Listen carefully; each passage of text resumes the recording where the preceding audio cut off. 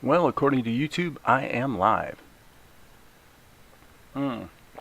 So, thanks to everybody who checked out the first webisode of Salt and Light that was posted yesterday. If you haven't, check it out here on my channel. And as so many people probably tell you all the time, be sure to like and subscribe this video and that one because it really does help to get the word out and help people find my content on YouTube. And YouTube, of course, is really the main place where I kind of do what I do. As I mentioned yesterday, you'll notice, perhaps if you've been around for a while, that the links on my videos are a little more organized, or not the links, I'm sorry, the descriptions are a little more organized than they used to be. And I mentioned yesterday before launching the webisode that it's definitely a moving target. This is something that's just going to kind of evolve as it goes. And already we've seen a couple changes just in the last 24 hours. Found out how easy it is to actually add a paypal.me link. And so that breaks the sort of funding concept going forward into 3 tiers instead of 2. Tier 1 being essentially a tip jar. Tier 2 being that would be PayPal.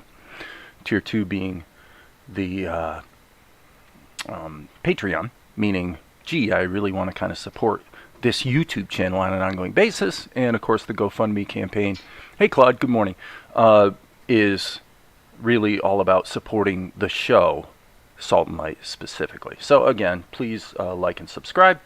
And today, what are we going to do? Well, before I get started, I did want to mention one thing about tablets. Sometimes people will ask me what tablet I use, and what we see here on the screen that you're watching is a tablet screen. So it's not especially huge. It's 15 inches diagonally, 15.1 to be exact. So this is an XP Pen tablet screen. And I actually have, well, technically I guess I have 4 tablets because I have 2 of the tablet screens, but and the one doesn't get used much, so maybe I'll have a giveaway before too long and actually give the darn thing away. That would be not a ridiculous thing to do. My son was using it for a while and blah blah blah. I was using it in the studio when I wanted to work in there instead of here at the main 12-core machine, which is pretty much in my living room. So anyway, what I was going to say about tablets is this. People sometimes ask, it's starting out good, Claude. Thank you. Hi, Tiny Salad. I saw your little wave there on Discord. And again, I would just mention to everybody who's watching, if you want to connect with me directly, by far at this point, the best way to do it is on Discord. And in the video description here on the live stream, you will see that there is a link to a perennial non-expiring invite. So you can click that and then you can join my Discord channel. There's not much there at this point. It's really just there to give people a way to interact in a more interactive way, more of a dialogue, whereas obviously this is a sort of one-to-many type of approach here on YouTube. So but anyway, about tablets, what I wanted to mention is that the first tablet I got about 15 years ago, and it was a Wacom, and it's got about a 3x5 inch workspace. Okay, well, I don't know, probably a year ago or something, I bought an XP Pen standard tablet. So again, cheapo. It was like $30, but it has a much larger drawing area. Okay, so the question that people may ask, especially if they're concerned about the cost of a tablet screen, is whether a standard conventional tablet can be just as good as a tablet screen. I'm not going to lie to you. There's no doubt that probably for most people, having a screen that you can draw directly on, good morning, Maria, is probably greatly preferred. But I want to emphatically say this. Having done a lot of drawing with the old Wacom tablet, which still works great 15 years later, and with the Deco, it's D-E-C-O, Deco tablet, which again is not a screen. It's just a standard tablet, but it's got like an 8x10 drawing area. I want to let you guys know that what I have found, and again can say quite emphatically, is that if the tablet drawing area is roughly a 1-to-1 ratio to the size of the screen you're drawing on. In other words, it's about the size of a piece of paper. Honestly, it's really no harder, only a tiny bit harder to, I mean, you get used to the fact that your hand is over here, but what you're seeing on the screen is over there with a standard tablet. And what I find is you adapt to that extremely quickly. The variable is not, in terms of the difficulty or how cool it is, the variable is not whether it's a screen or not, actually. You would think it is, but it isn't. The variable really is the size of the drawing area. If you have a good 1-to-1 mapping, then you can, at least for me, it really doesn't make that much of a difference. And I enjoy working on my laptop just as much with a standard tablet, almost as much as I do on my tablet screen here on the main machine. Now, if I wasn't stupid, I'd probably put a link to the Deco tablet. In fact, I'm going to just say this, you guys. If any of you have any inclination whatsoever to spend $30 and buy a tablet like I'm talking about, let me know in the comments, because I'll put a link. I'll when I get off from live streaming, I'll go ahead and put a link, because I have one of these Amazon accounts where, you know, I get a little commission if you buy it based on my recommendation. And you know, if I don't actually get some products on there soon, that account will actually expire, because I really haven't attended to it. But if that's something people are interested in, then I'll put a link, and it doesn't cost any more. The tablet costs the same amount. Yeah, wireless is good, Maria. I agree with that. I've never been particularly fond of anything that's wireless and or especially Bluetooth, because it's been such a dicey technology for so many years. So anyway, I just wanted to let you know that it's really not that important to have a screen. It is important to have a tablet that's got a large drawing area where, to put it a different way, if I move my hand an inch, the cursor moves about an inch on the screen. If that's true, then you're going to find that you adapt to it extremely quickly, and you won't even think about the fact that your hand is over here, but what you're seeing is over there. So anyway, medium-sized non-display is the most ergonomic. I agree with Sifter, and it's also the most flexible, because like this tablet screen that we're looking at right here, if I can run it on Linux, but the drivers are crap, and so it really doesn't map exactly. For me, in terms of an unimpeded workflow, it's useless, because it's just not quite good enough that you're always being distracted by just stupid stuff. Like, can you imagine this if you moved your stylus? Like when I calibrate a stylus, I'm going to calibrate it so that the actual point of my device is slightly to the right of the cursor. Okay, so because I'm right-handed, so that means that if the mouse is here, like in this corner, my stylus point, the tip, will actually be about here. That way I can see what the heck I'm doing. On Linux, that's not possible. You actually can't calibrate it. So it kind of sort of works pretty well right out of the gate. But when you get over past halfway through the screen, when you get over here, your stylus is always actually covering up the cursor, and it becomes, especially with little interface elements like this, it becomes actually enormously difficult to just click where you think you wanted to, right? So I'm with Tiny Salad. I'm not a big wireless guy. The only thing, you know, Bluetooth, as I say, is dicey. I have 2 devices in my house that play music via Bluetooth, and I can be playing through one device, and because they are close enough to each other in the house that they're both like in range, just out of the blue, Bluetooth will decide to actually switch from one to the other, which is like, that's one of those things that I look at and go, okay, that's ASAP, as stupid as possible. That's the technology thinking for me and assuming I want to do something that I didn't tell it I wanted to do, and that type of thing always gets my dander up. So, because the technology never guesses right. Basically, you can think of it that way. All right, so that's that. Let's get to the actual work here. This is the Animation Truman Show, and I'm a little embarrassed to admit. Okay, actually, let me check this. I was going to say, it looks like I've been streaming for 25 minutes, but that's not true. because I started the stream before I went live, so I guess it's only 10 minutes. So I guess we're okay. Haven't wasted too much of your time today. So what we're going to do today is let's go look at the show. As you guys probably know, I released the first segment of the show here with the voices, music, score, blah, blah, blah, yesterday, and now we're just doing the work. We're just scaling into webisode 2, if you will. And so there are many shots that I'm looking at, doing some slight improvements on. I would hope that let me just take a stab here. Where does this put me? Let me look at the flow of the show. Okay, so this actual segment I'm working on right now is, let's see. Whoops. Let me just create a region around this. Okay, so, sorry. Hello. I've been spoiled by the interface on some of my other software. Okay, so there, let's hit the R key, create a region. So this is pretty much probably what's going to be next. And that looks to me to be about a similarly sized scene. So that's probably about 4 minutes. If we look at it here and switch this to time and frames, yeah, that's like 4 minutes straight up. So this is basically what we're working on next. This would be the next webisode.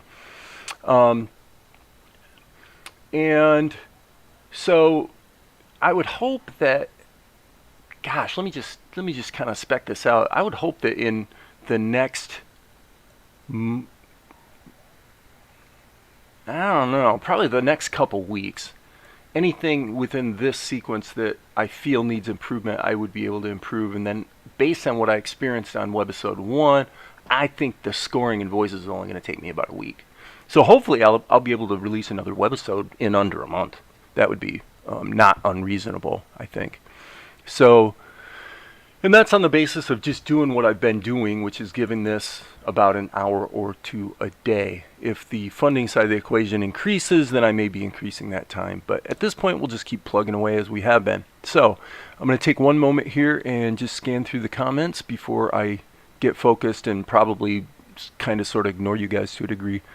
Sifter, about time you made your Discord server. Yeah, right on, man. No, I like being able to interact with you guys, and as you guys know, the value added aspect of my YouTube channel and the value I provide is, again, kind of a, it's a moving target. I don't know what the value is. One thing Ed Tadeo does that I kind of stole from him, actually, the paypal.me link. I kind of stole that from his channel today. I'm like, okay, that's a good idea. Just a kind of an old tip jar kind of situation. But the other thing he does is he gives away the source files.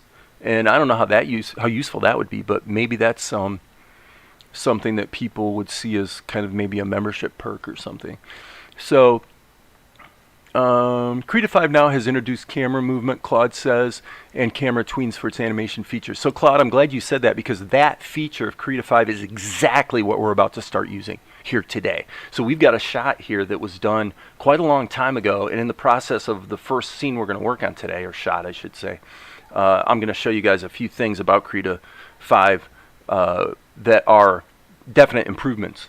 The first one, I'll go ahead and finish going through the comments here real quick, and then I'll tell you that the next cool feature for me is huge, is that when you put in render settings in Krita now, the scene, the Krita file, the CRA file, remembers your render settings, which means I can now do in Krita what I've always done in Tahoma, which is I can load up a scene, make a couple improvements, and just hit Control-R and re-render, and it's going to render to the right location. And if it renders to the right location, then I can jump right over to my video edit, and all the image sequences just update automatically, right? So that's a huge benefit in a long time coming in Krita. So I've been really glad to see that change. Okay, so Maria uses a Huion. She likes wireless. Sifter. And by the way, Sifter, in regard to your comment about medium size, obviously I use a display most of the time. But this is about a $300 device, versus a tenth that cost for a standard tablet that is, as I said, in terms of just being able to do the work and having a visceral connection to what you're drawing and stuff, it's basically just as good. You just get used to it.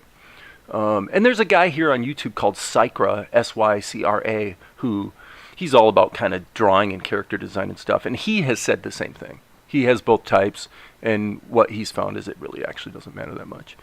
So Tiny Sailor can get used to the tablet sizes. Honestly, having enough desk space has been the biggest factor causing. Isn't that the truth? It's like you go to do something and you're like knocking things over. I get that. You know, that's always for creative people, that's an ongoing dilemma. So Maria says the few wires the better. That's respectable. They end up tangled. Basically, if you don't get too many devices that you're sort of juggling on the same machine, you tend not to have too many troubles. But in your case with cats, might have to be a little more careful. So anyway, coming back here, what we see is the last frame here is 72. So now I don't know if that's a holdover from the last shot that I worked on. So I want to check this. So here in the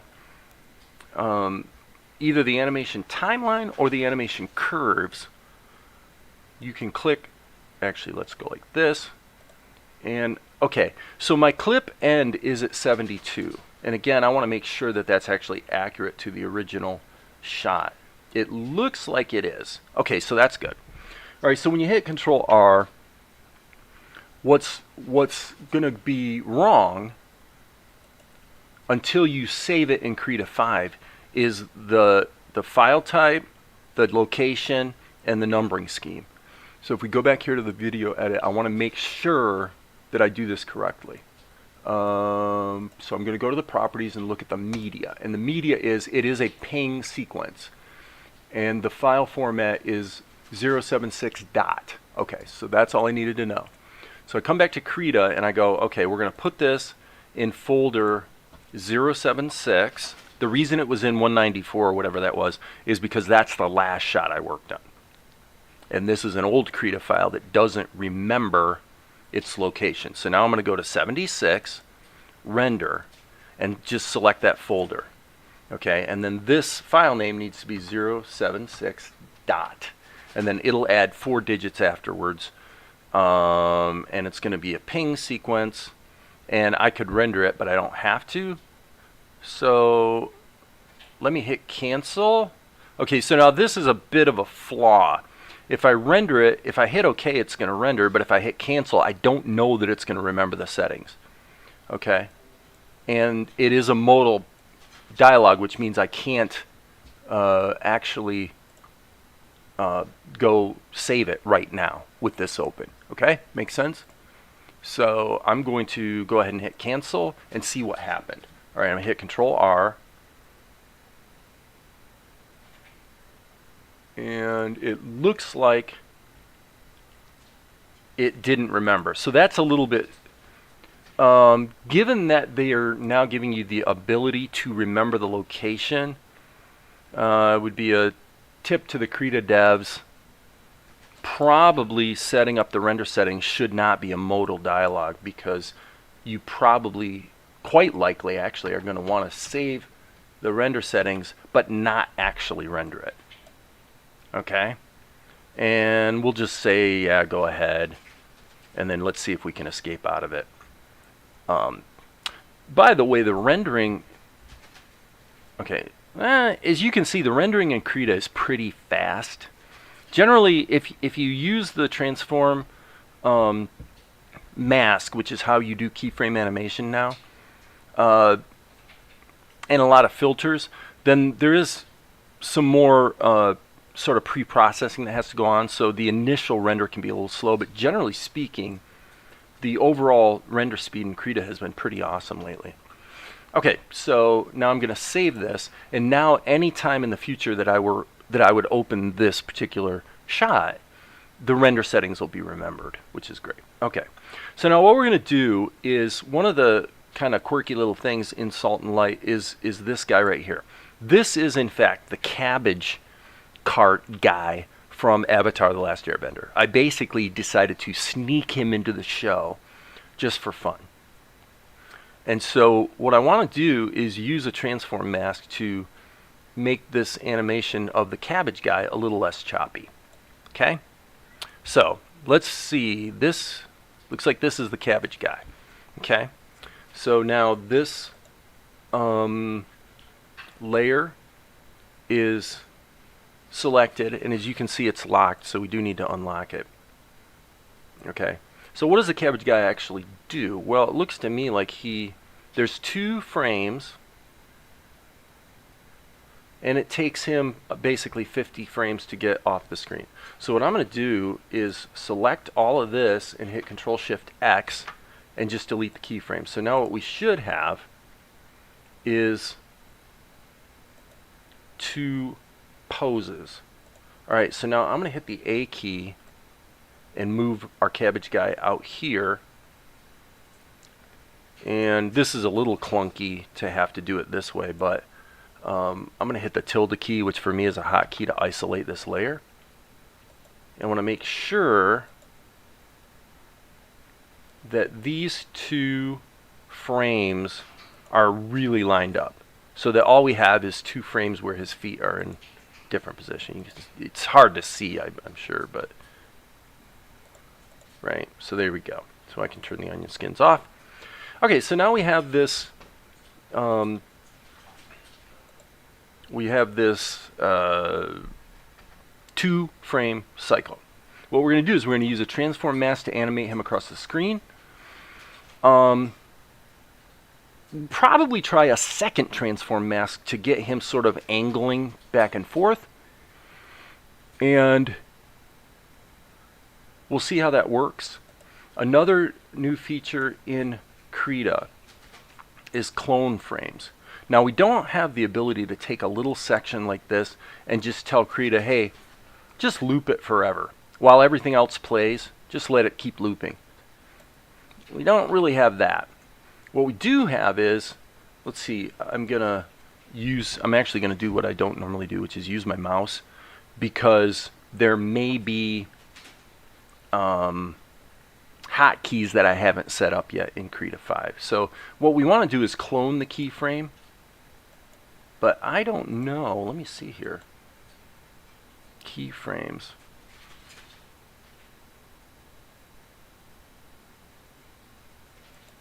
So if we paste this, okay, it looks like that worked. Okay, so this would become a clone as well, I think. We're kind of learning as we go here.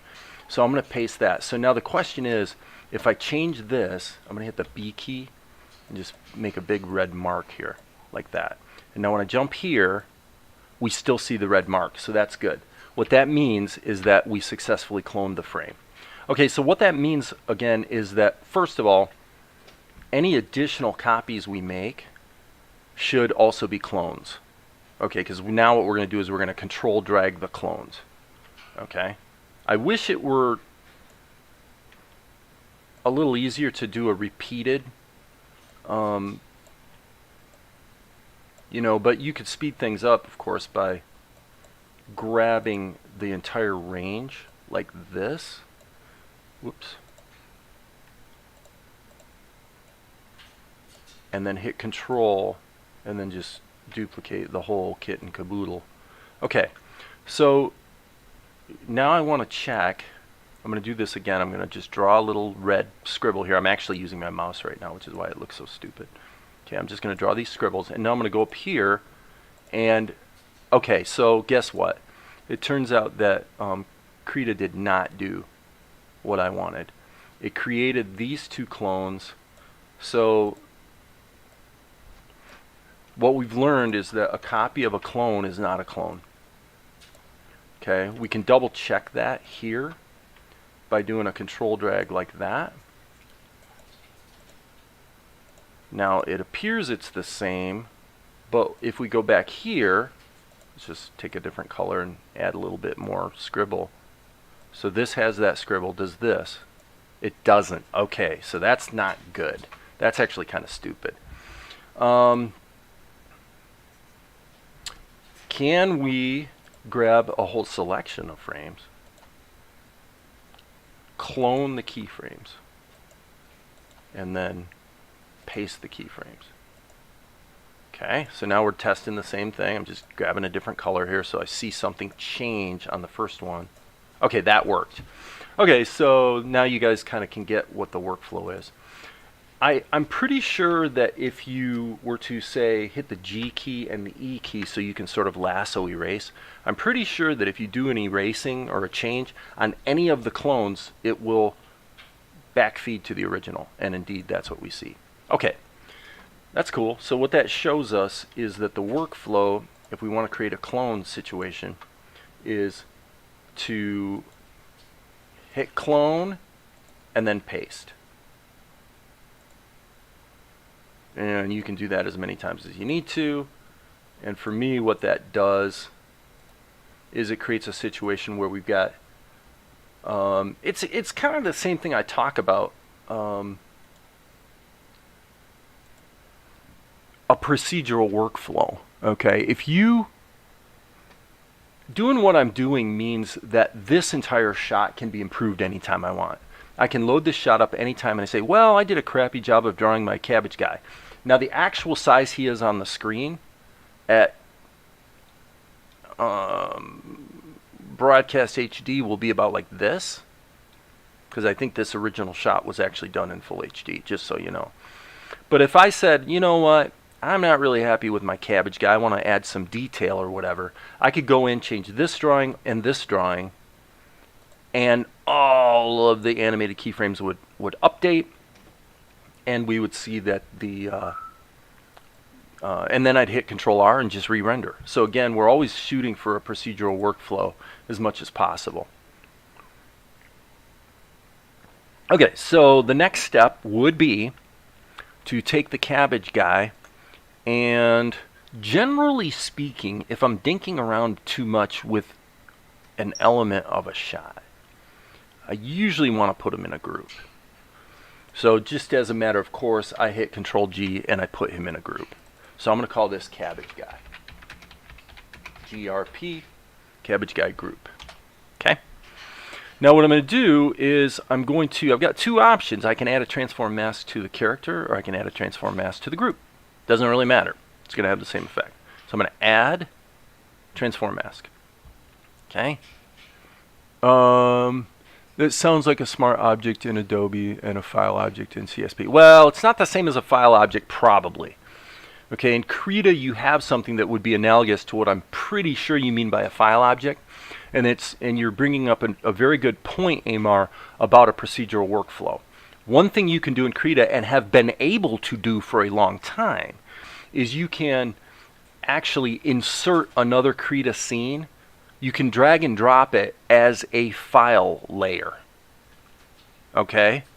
So it's kind of the same concept on a file basis that we're talking about here on a keyframe basis. If you insert a file layer in a Krita file and save it, then if you were to change the original that was dragged in as a file layer, and by the way, the file layer, just like in Blender, just like doing a linked object in Blender. Okay, if you append an object to a scene in Blender, you can edit and change it.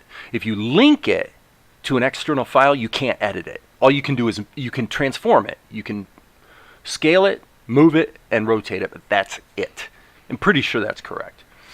Last time I checked. So this is the same concept. In Krita, you can drag a file layer in, and then that file layer that you dragged in, if you change it, and then reload the Krita file that has it dragged in as a file layer, you will see the updates, which is pretty cool. Now that's, in Tahoma, kind of a similar thing. But not quite. If I take another Tahoma scene and drag it into here, it will automatically load in Tahoma as a sub-scene. So you get your procedural workflow and somewhat data organization with sub-scenes. But be aware, there's no such thing as a live link in Tahoma or OpenTunes. So once you drag it in, anything you change, it's only changed in that one file. Got it? Okay. So in that sense, Krita has a slightly more sophisticated workflow, I would say. And as well, like I said yesterday in the live stream, we're in a really neat place in that we're getting increasing parity between the functionality of Krita, Blender, and, well, I mean, obviously Blender's got the whole 3D thing too, but as far as 2D animation, between Krita, Tahoma, and Blender, there's a relative parity of features. Where what I can do in this program, I pretty darn well probably can do it in this other program, if I think about how, because they all work a little differently. Okay, so now what I'm going to do here is quite simple.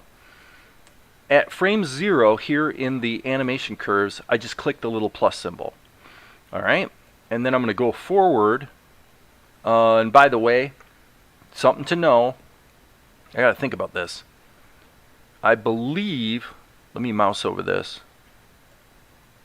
Okay, it's a little inconsistent. Over here in your timeline, if you want to expand it or contract it, you use this little icon, but in the animation curves, you use these little buggers here.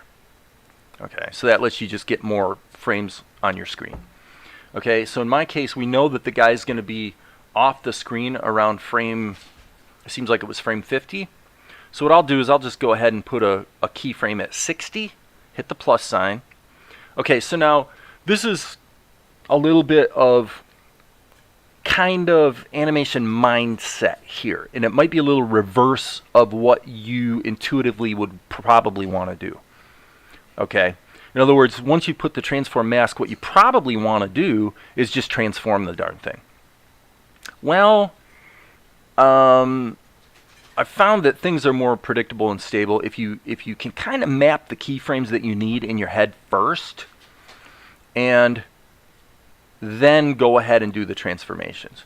In the case of this guy, I'm going to hit the A key and move him off the screen like that. And you can see the animation curves wiggling around, which tells you, you can see pretty clearly that the axes that are being animated are these two.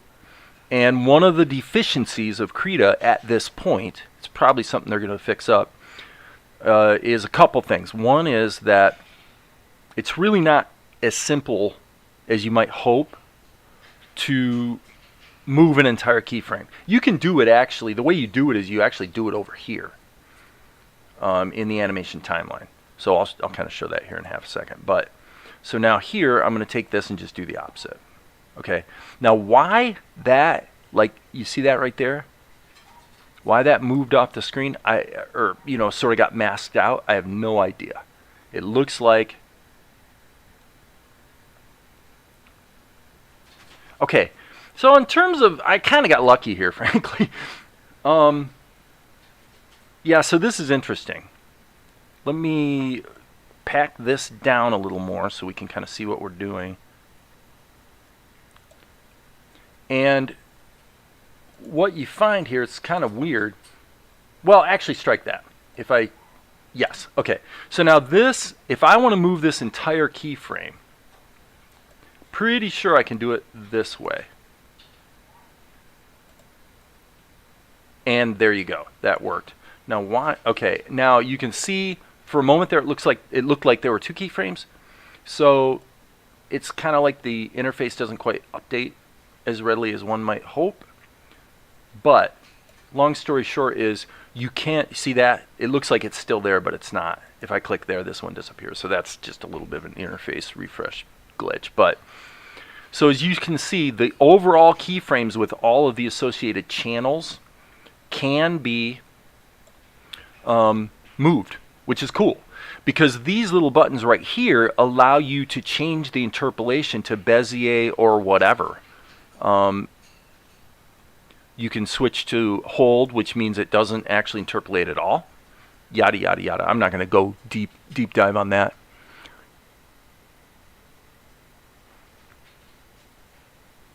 Well, okay, Sifter, you're kind of seeing it wrong. I mean, let me look at this for half a second.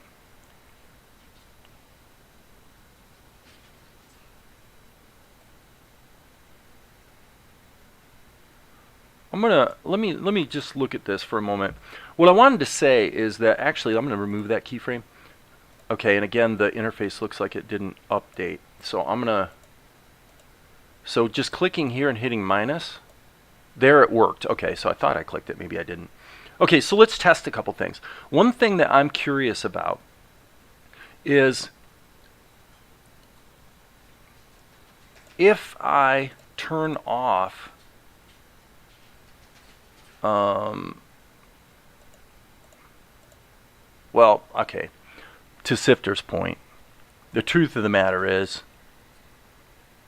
he really is correct. There really should only be one rotation channel. So, yeah, I'm not sure about that. It's a very, very kind of a hard thing to ferret out why they would want to have 3 rotation channels. You know, because really you're just looking down the z-axis, so basically you're rotating around the z, and that's that. There is no 3D rotation. And by the way, significantly, if you grab a transform mask and then you switch to a different type of transformation, like liquefy, for example, it doesn't work. All your picture will disappear. It doesn't work. You can only do a standard transformation, okay? So just be aware of that.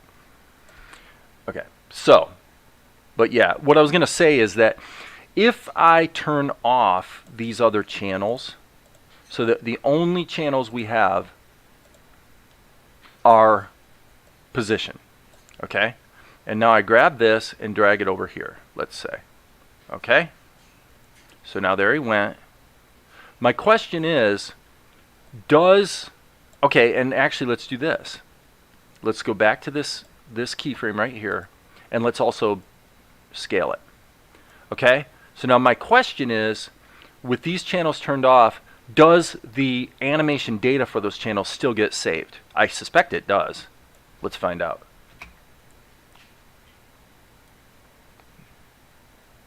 Yep, okay, so there you go. So what that tells us is that, and I'm just going to delete that keyframe. Cut.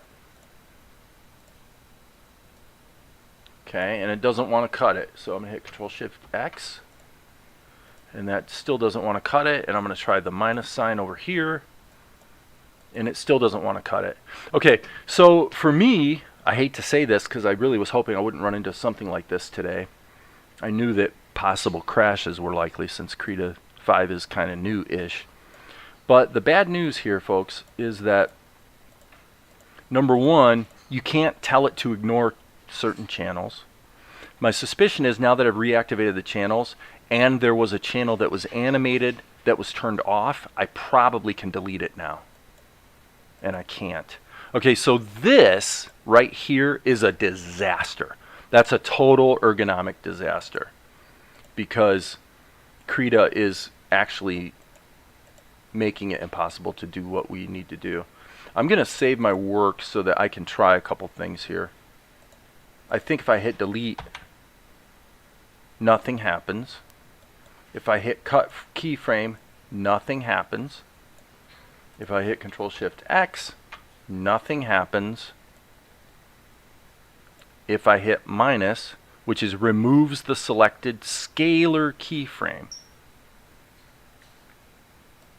nothing happens. Okay?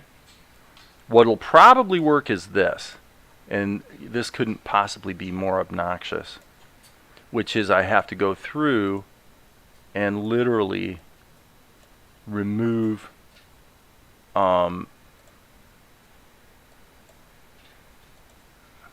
yeah, see, it's to okay, and then it basically didn't update, so it actually that actually worked, but it didn't visually update. So alright, I'm gonna go ahead and move this guy actually a little bit further that way. Okay, so as you can see, it is still a bit dicey performance-wise.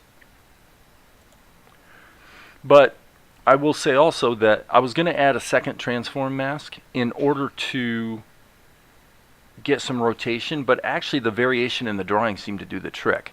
Just for fun, we can try it though. What Krita does not have that Blender does, Tahoma really doesn't either, although you can kind of sort of do it with a function interpolation, but basically you don't really have the ability to loop an animation effect. Okay, so what do I mean by that? Well, if we were to take our cabbage guy and let's add a transform mask to him. Now if you want to make your life easier, this is the way you do it. Turn this one off so that he goes back to the middle of the screen, right? So this is no longer affecting the group. Okay, so now what I'm going to do is I'm going to use this transform mask. I'm going to add one keyframe here and another keyframe here. And then we're going to discover if there's, and this is going to be rotation. So we'll do a rotation like this and a rotation like this. So he's just kind of wobbling. Okay, so do we have any ability to copy these keyframes? Well, I think we do. The way we would do it is we'd come over here and hit Control drag like that. And then again, if you want to speed things up, you can just kind of select the whole batch and we can repeat the keyframes that way. So that worked out pretty well actually. And then of course if you wanted to, you could go in and even add some variation on a key by key basis, right? Okay, so I'll just go ahead and duplicate those keyframes. So that's cool. So if you want to do the duplication thing, do it over here. I actually like that aspect of the way Krita works now. Okay, so that's not too bad. Look at that. That's not too bad. Okay. So now if we turn this back on, we should get this modifying this, and this transform mask is modifying the guy. So the wiggle modifies the guy, and then the transformation from bottom to top modifies the whole kit and caboodle as a unit. Better save our work because we just never know when we're going to get a crash, but let's hit the play button and see what happens. Not bad. Not bad at all. I like what I see, you guys. I really like what I see. I kind of got it.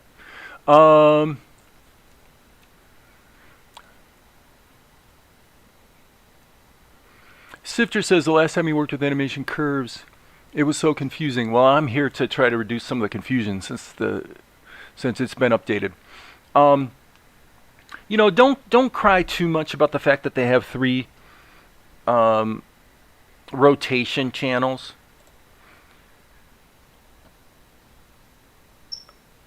If we were to look at this, I mean, let's be glad that the functionality's there, you know? So let's just take a look. I'm looking for the variation in the angle. We may not be able to see it because it is very small. A very small variation. Yeah, it's not going to work. What I wanted to see is if it would be possible to delete the unnecessary channels. Okay, by the way, if you middle mouse over here, you can drag it around. Here it doesn't work. So that's something they really need to fix to just get consistency in the interface, right? Okay. So the question would be, which channel is this? That the rotation, let's turn this off and let's just think about this for half a second. Let me go to this keyframe right here and hit the transform. Okay, so, and I'm looking at the parameters over here. Rotation. X, Y, Z. So it does appear that the only data is actually in the Z channel, which is what you would want. So that means that well, actually, strike that. Okay. What it did was it added position. Look at the colors. Red is position, green is position Y, and blue is, well, it actually should be, light blue should be scale X. So this is kind of strange. What it shows us is that Krita is at, okay, that's kind of weird. That has not happened before. I think the inescapable basic reality is that Krita is adding animation keyframe data on every single channel no matter what. And at least for now with Krita 5, that's the way you need to look at it. Okay, and so in terms of workflow, what that says is make sure you build up, if you're going to use animation transforms, build it up slowly with as few keyframes as possible. Dial in what you know for sure. As I always say, go from the known to the unknown. Get the stuff that you know how it's supposed to work working, and then add additional layers of animation. Now in this case, what we can do, we've got this group. My procedure for baking it down and keeping it flexible is this. First thing you want to do is turn the group off. So that especially if you have like filter masks and things, you don't want Krita to have to be thinking about reprocessing filters and whatnot while you're doing processes that are actually supposed to speed your work up, because that'll slow it down. So the first thing you want to do is just turn the group off. And by the way, this transform mask needs to be turned back on. Okay, so the group is off. Duplicate the group and then merge the group. Okay? Now, does that work if it's turned off? I don't think it does. Okay, so I'm going to turn it back on. And now I'm going to merge the group. Okay, so now what have I accomplished? Assuming it all works. Yeah, I can see it kind of working here. Okay, so what I've accomplished is I have a backup with the transform mask that I can always come back to. This would be an appropriate time to actually lock this channel. Okay, so it's still processing.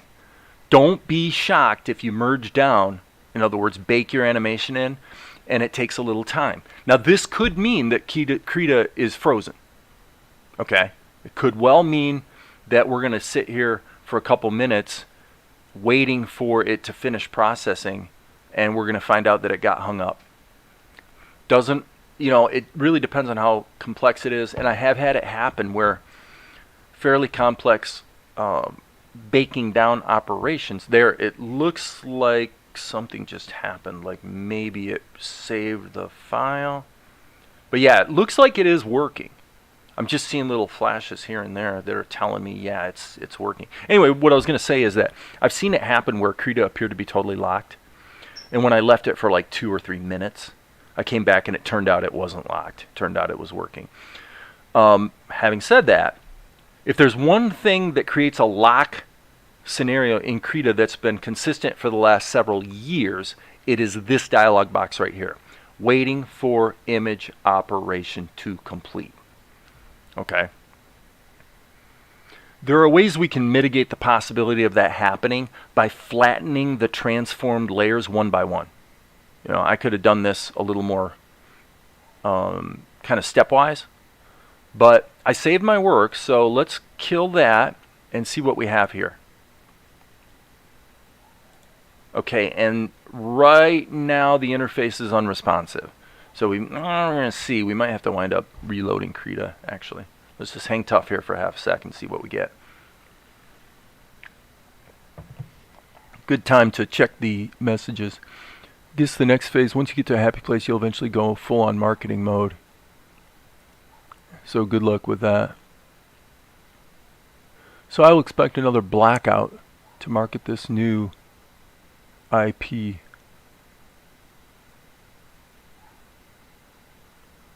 Well, you're right, Sifter, that typically, I mean, obviously what we could have done here is, the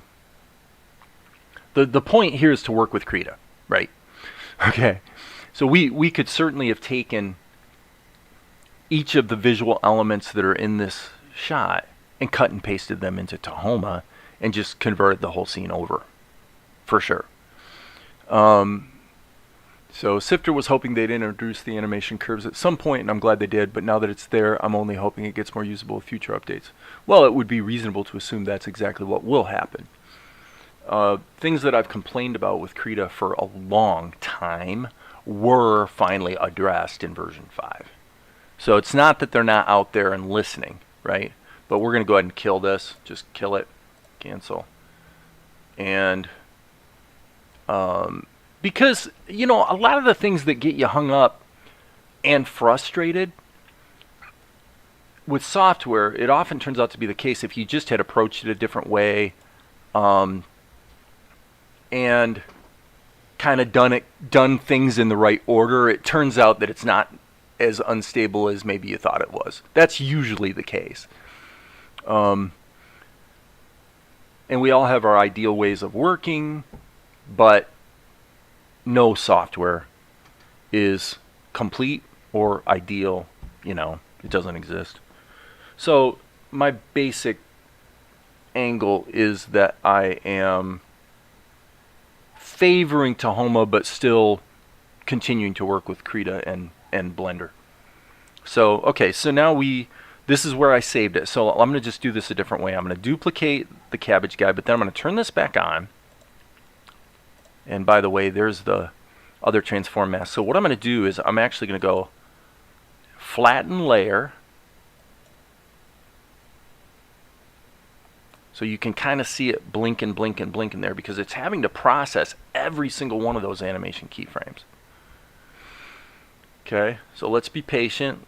I would maybe hope that each time it blinks, that's one frame. And if that's the case, then it's going to have to blink like 50 times to... And obviously, it may turn out with Krita that it's generally less problematic to not even bother flattening stuff out. I mean, if you're getting good real-time performance, playing it back, for example, in real time, if you're not having memory issues and whatnot, then there may not be any great reason to bake everything down. But as you can see, now we have this cabbage guy with we got a keyframe on every frame. Okay? So now, what should happen, and by the way, I'm going to go ahead and activate this transform mask in the group that is currently turned off. Okay, so now that didn't crash Krita, right? Okay, so now we have the animation baked into the guy, but we still have the transform mask on the group. Okay, let's save our work. Just get in the habit of saving frequently when you're dealing with newly released software. And now, we actually have two ways we could go here. If we find out that merge group, see, it used to be that merge group is more stable than flatten layer, okay? Just so you know. It used to be that flatten layer would result in little anomalies where little blocks of pixel data would disappear in some frames and really kind of stupid stuff. But when you had the same exact scenario but had it inside of a group and did merge group, you wouldn't get the artifacts. It could be that in Krita 5 that merge group is actually less stable than flatten layer. So how would you use that to your advantage? Well, if I take this transform mask and drag it onto this guy, okay, and then flatten this layer, I've accomplished the same thing as merging the group with the transform mask applied to the whole group.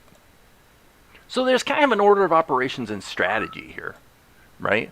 I already saved this, so I'm going to go ahead and merge the group. Since it's only got one level of transformation animation to process, I'm guessing maybe this isn't going to make it choke. Now again, up there it goes. Okay, so now that only took a second. So what we see is that when you have transform masks and you've got multiple ones that are piling on top of each other, processing them, baking them down one at a time is probably not the worst idea.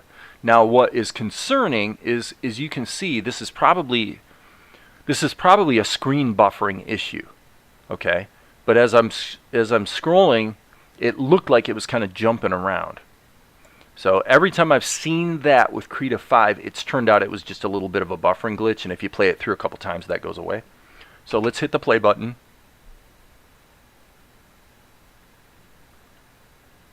Okay, so now the significant thing about that is that this is just an image sequence. It's relatively efficient to process. It doesn't have to think a lot to do that compared to processing these transforms. Therefore, when I hit the play button, I don't have to wait for the cache to refill, right? Playback is responsive and whatnot. So with that, I'm going to hit Control R. As you can see, the settings are still preserved even though I had to reload the file. And it should complain because the image sequence already exists. So I hit yes. Let's see how long this takes. With most of the animation baked down, I don't think it should take that long to render. So it looks like it's kind of got... Yeah, I mean, it's pretty quick. It's pretty quick. Okay. So that's that. And why it's kind of hanging up on 98%, that was a little weird, but let's go over here to the video and let's see if it propagated as we would have expected. And look at that. So now we got a much better rendition of our cabbage guy. And again, going back to the idea of a procedural workflow, think about this. If I know, well, I guess I can switch back to here, but anytime I wanted to, let's say I decide, well, I want the shadow underneath him to be more black and dense. All I have to do is go, just delete this, go back into the group, make the change here, and then rebake it or not, but probably just re-render the whole darn thing. And so we've got the ability to make other improvements downstream if we want to. Okay. Now we do see the guy wiggling around here. So this is where I should be kind of spanked, because in the show it doesn't matter, because by the time he gets to here, it cuts to the next shot. So it's no big deal. But this is a bad gaffe on my part, because you get to the end here of the shot and we still see him just kind of wiggling there like that. And if it wasn't for the fact that it cut away before we get to that point, I would have to delete this, fix the animated keyframes, rebake it. I would have to go back and redo a lot of stuff. Okay, so that was a bit of a mistake, but turns out not one that mattered much. The solution in this case is actually to do this. Just take these three, this is what I want. Just take these keyframes from here on downstream and just delete them, because then it just poof, and then I'll actually hit insert right here to create a blank keyframe, and now it just looks like he went off the screen. So problem solved. Save that. There's no need to re-render, because again, the show edit didn't call for it. So, okay, if I was not talking, okay, I've been working on this for an hour, okay? So Sifter, I kind of direct this to you because I totally get what you're saying about OpenTunes. But if I was not talking and I hadn't done the merge, which I think if I wasn't demonstrating this, I probably wouldn't have done the merge. I would have said to myself, you know what, it would be better to flatten this layer first and then merge the group, so that Krita has to process as few things at one time as possible. So I think it can be said with relatively great confidence that if I was not demonstrating stuff and talking, this whole scene would have been, everything I'd done here would have been done in about 20 minutes. And honestly, if you did it in Tahoma, it'd be about the same. I mean, you bring in your assets, and then you got to set your animation keyframes and kind of see what went wrong. So all in all, I say not too much to complain about here. Okay?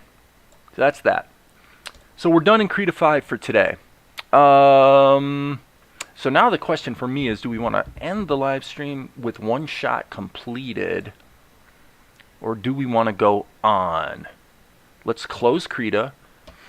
And what do you guys think? Have you seen enough? Are you good for today? At most, I'm gonna keep doing what I've been doing all along. Which is I give about an hour or two to Salt and Light per day, average. Sometimes it's like 5 hours, but there's other days where there's 0. So it's kind of like I could go either way. So this shot looks okay. Again, what we're doing is we're just going to progress through webisode 2 and find things that need to be fixed. So that looks okay. Now, I will say 078, let me just think about this for a second.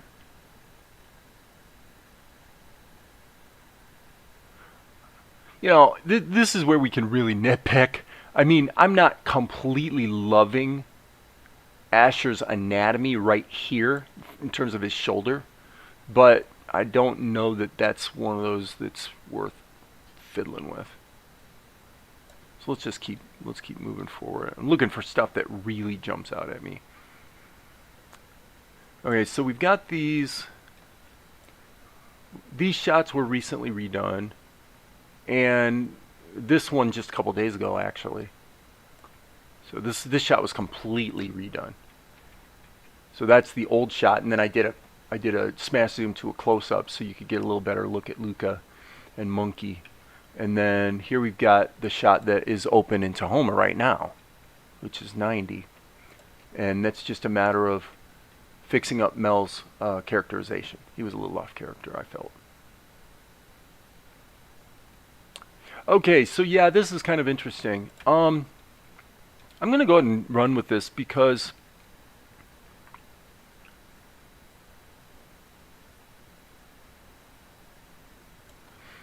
I want to think about this. Okay, so I did this on paper. Okay, I created a. Let me go ahead and block this in really quick, so you guys understand what the heck's going on. So Mel is basically Mel notices something, right? And whatever it is kind of, you know, interesting. Well, what's interesting is Tianara. Okay, well, I didn't necessarily love the flow here, where all we see is her walking up to the guy, and the animation of that is there's a number of things about this shot that do need to be improved. For one thing, the foreground foliage is not opaque, which looks completely stupid right there. You can literally see through it. So there's a major problem. Okay, but the bigger problem is once Tianara gets over here, she's interacting with this guy, and she takes a couple more steps forward. Mel is watching this. So what I felt was missing here is Mel noticing Tianara. Okay, so what I mapped on paper, let me just go here, and we might as well kick off a new scene.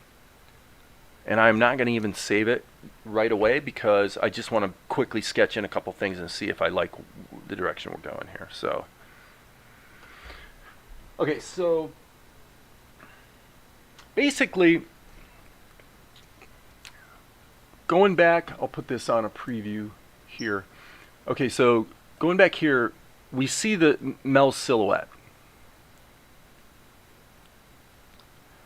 And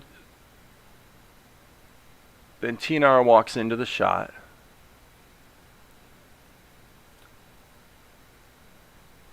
It's questionable.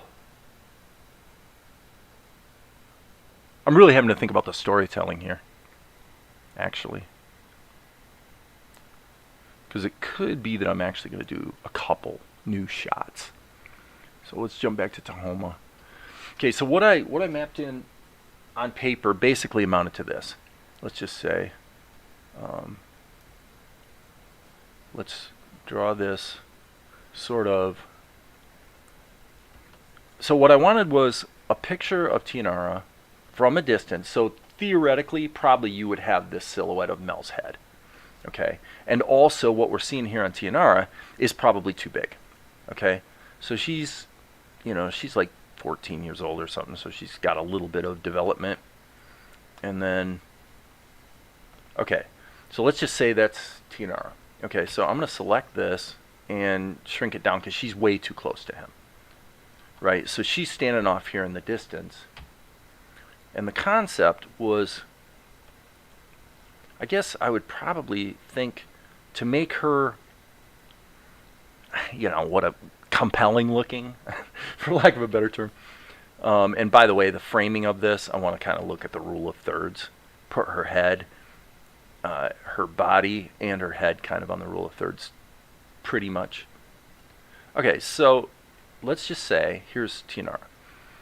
So my concept that I mapped out on paper said that she is essentially looking off. She's got a smile on her face, and I'm going to go ahead and switch to a more reasonable pencil since this one obviously is. The charcoal's great for a lot of things, but it's a little too coarse for this. Okay. And because she's so small, I have to actually shrink the pencil down. So, no big deal. Okay, so she's got this kind of headdress she wears. And then the idea is that she's got this wistful, joyous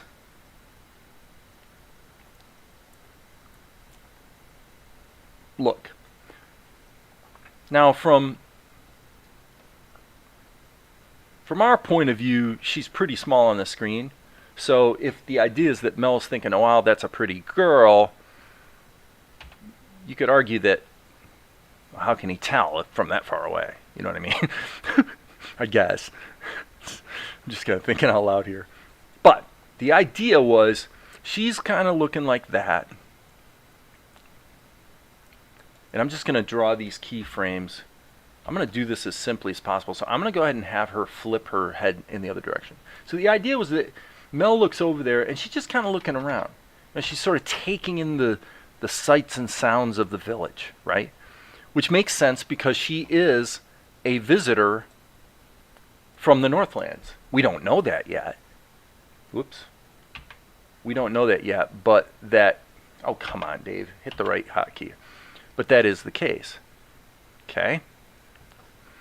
So I'm not dealing with timing here. I'm going to use keyframe toggling to deal with timing at this moment. So let's say Mel's there, and in the show, this is what we see. Okay? He's like, ooh, I see something. Huh, that's kind of interesting. Well, what does he see?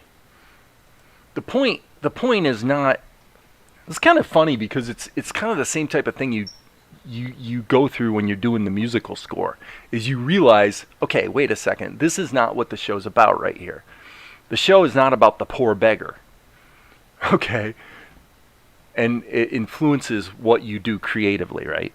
The show is about him seeing Tianara. Whoops, sorry, that wasn't supposed to happen. Sorry. Okay, I had to get my mouse back on screen. Okay, so his head would animate over into the frame, and then this is what he would see. And then I'm going to actually make a duplicate and let me see this. Yeah, okay, so let's do this. Let's just grab this head, Control C, and then go to this one, erase it, and then hit S, Control V. But now we're going to do this, we're going to make this a little different. B key, I guess we can go back in here. Okay, change her expression. Because she hears the beggar, okay? And the beggar's crying out, you know, alms for the blind kind of thing. Okay? So the actual timing of this would be something like, you know, you hear this nice sing-songy music, it's happy, you know, beautiful day in the village kind of thing. And Mel looks over and he sees this, and then we hear, alms for the blind. And then she looks over like this, and now, oops, that's not what I meant to do. Now what we're going to do is we're going to select all, actually hit the S key, select all. And everything we're doing now is going to sort of inform our process going forward. Meaning, this is essentially a smash zoom. Okay? Okay, this kind of works. You notice that she's kind of anchored to the center of the screen instead of the thirds. It looks a little off balance. It feels a little off balance. Actually, in this case, that's probably not a bad thing. Because after we see the beggar, she rises into frame as she approaches, right? So for that reason, doing a smash zoom to this, probably not too bad. Now I'm thinking I want to actually take it to an even greater extreme. So I'm going to put her about there. Okay, I'm liking what I see. So for that reason, I'm looking at my timeline and I don't see a shot 091. So I'm going to take a chance here and see if we save this as 091. Let's save this. And Like I said, I mean, I like what I'm seeing, so let's just go ahead and run with it. So this is going to be 091. If we run into a collision here, we'll deal with it. Nope, no collision. So that means this can be for shot number 91, which is perfect because the one of Mel noticing her is 090. Okay, so we're in good shape. Excuse me. We are in good shape. Okay, so then the question becomes, are we going to need tweens, and or are we going to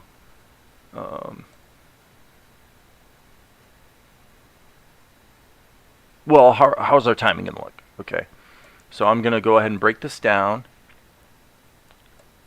just kind of instinctively. I think half a second here and then the smash zoom. And then we'll go to 36. So let's just see how that feels. Let's do this as well. Let's take this drawing here, make a duplicate of it, okay? And then in this drawing, we're going to erase Mel. So we're just totally spitballing here. We're just kind of making this up as we go along. And in this drawing, we'll eliminate Tianara. Okay, why did I do that? Well, and by the way, in all of these, we'll eliminate Mel as well. So this is something I do in Krita all the time, actually, is when I realize that a layer needs to be broken up into two, I just split it off. So in this case, what I'm doing is I'm just adding another frame in the sequence that has Mel's hair in it, and I'm just going to put it on a different layer. So it's part of the same image sequence, but it's just split into two layers. And you guys know perfectly well why I did that, because now all we have to do is color this in and move it off screen, and over half a second, move it on screen. And there you go. So now you got the flow of his head kind of coming into and we know that's the silhouette of Mel, and she looks around, and then here, since we have the smash zoom, which could be a cut, by the way. Let's get rid of Mel. He doesn't need to be in there anymore.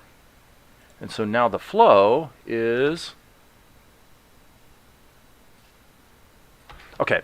And then once her attention is grabbed, and obviously we need to draw a more detailed version of Tianara for the closer shot. Hey, JP Parks.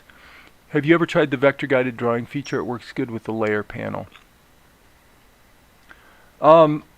Since you're saying layer panel, are you talking Krita or are you talking Tahoma right now? I remember something about vector guided drawing, and no, the short answer is no. I've heard of it, haven't even looked at it, haven't looked at what it is or what it does or why you'd want to use it.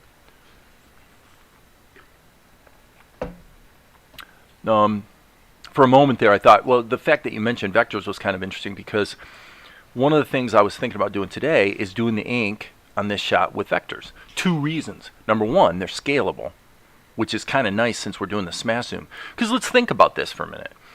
A vector level in OpenTunes or Tahoma is an infinite canvas.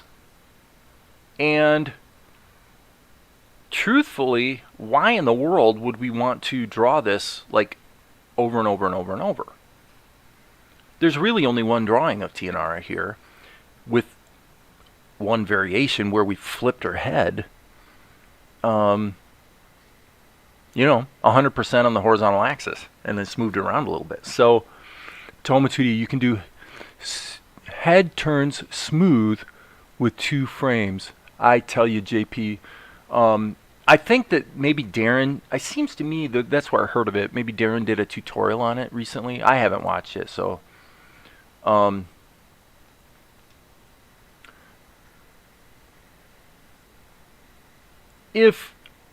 Okay, so like I have no idea.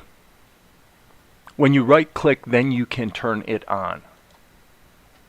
Vector guided drawing. Okay, closest drawing, furthest drawing, all drawings. We'll do all drawings just so I can see as much as possible. Huh. So what would linear interpolation, farthest drawing? I guess you probably would you activate it? Go ahead and tell us.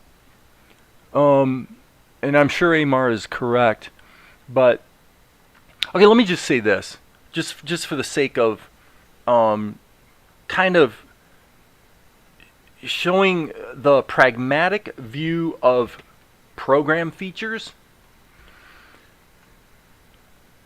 If I was wanting to do what I suspect this feature does, so you need your level panel. Okay. Panels.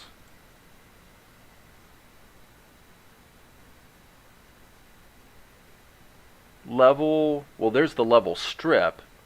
Is that what you mean is the level strip? Because see, I know how to do interpolated, I mean, I know how to do interpolated animation with, with vectors. So in the case of a vector layer, you guys, I'll just say this right now for those who may not know. If you have a vector, okay, in Tahoma, and then you make a duplicate of that frame, and then you go ahead and insert, you would select the second one and then insert some blank frames, okay, and then you go maybe hit the C key so you can edit this, like so. Okay, we'll just change the shape. And then in the level strip, if you select all of these and then click this little gray box here, you can do in-betweening, right? Just like you can do with the Blender grease pencil. So I like never use the feature. Don't actually find it all that useful generally, but there it is if you want it. Now, level strip, okay. I don't know about vector guided drawing, and I'm not going to try to do a deep dive on it now, but I'll tell you this. What I suspect is, if you were going to solve the problem that it probably purports to solve, I suspect this is how I would do it. And I would do it the same way in Tahoma or Krita, which is this. I would just create an extra level, okay? And I would draw the basic arcs of where things are on the head, okay, and then maybe I'd add a blue one, and then I would actually draw something like this that maps where the different positions would want to be, okay. So in the case of this eye, you might go from here to here to here, you know, something like that. And then I would use this layer, I would turn the opacity of it down and just use that as a layer for the guide, you know, as a guide for drawing the 3 head shapes on a 3D turn. And then when I'm done using it, I would just delete it. That's what I would normally do. Actually, even if drawing is complex, vector guided is most useful after a tie-down pass, so that vectors is only a matter of tracing. I strongly suspect that's true. I strongly suspect that's true. Now in this case, Tahoma appears to be, Tahoma just crashed. So there we go.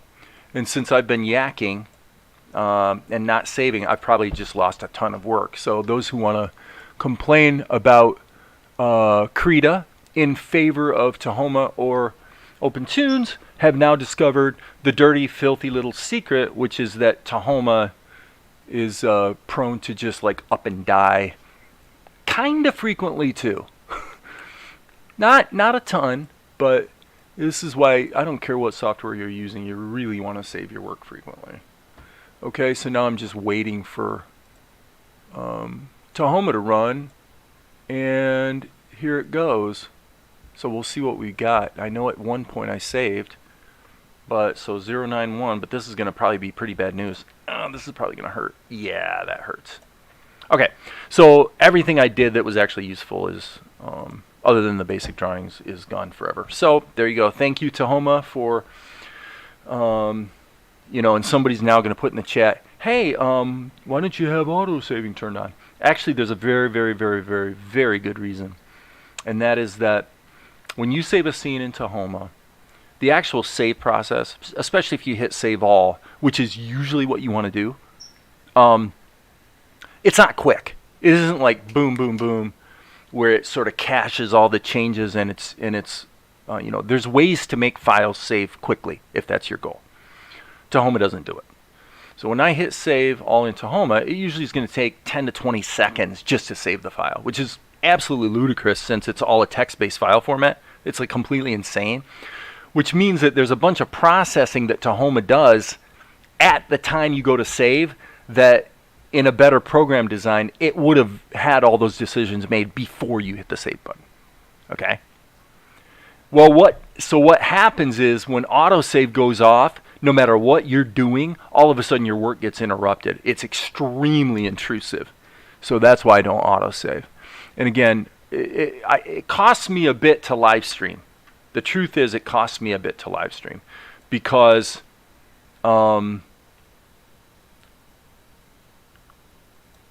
if I was just working here quietly by myself, that would not have happened. I will guarantee you. I would have saved it, but it's me talking is the reason that things like that can happen. So, yeah, it's kind of a bummer, but you know what? The world keeps turning. So I have no idea what my timing was, but I'm going to just keep moving forward on the basis that I was. Now, significantly, let us know that, number one, the timing doesn't matter. Actually, let me hit undo a few times. Let's just forget that. Whoops. Let's just leave it as it is. Because I know the plan, and the plan tells me everything I need to know to actually knock this shot out pretty quickly. If I use vectors, then I can go ahead and do the ink on her, and it's going to scale up to this shot, right? So I don't need to, well, especially her body, I only need to ink it one time, okay? Now, one thing that's gotten me in trouble, though, from time to time is jumping right to ink when I have a rough pencil test, okay? What I found is I'm not good enough. I'm not good enough to pull that off. So doing a proper drawing before I go to ink and really making sure I know what I'm going to be inking has proven repeatedly to be, well, let's just say good policy. So I'm going to just erase a few things so I can tighten this up. And hit the M key. Yeah, see, there's some anatomical stupidities here that I really need to address. So the loss from the crash is really not that big of a deal. Everything I needed to be able to proceed and knock this shot out is there. Okay, so we'll kind of have her hands resting, and obviously I'm not going to go back and update all of these drawings. That would be stupid. I'm just going to do it the one time because I know. So this is what you find as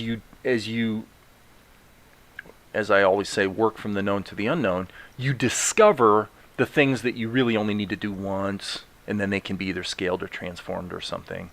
Don't necessarily need to be done over and over. And what you find is that usually turns out to be the case, that there's lots of opportunities to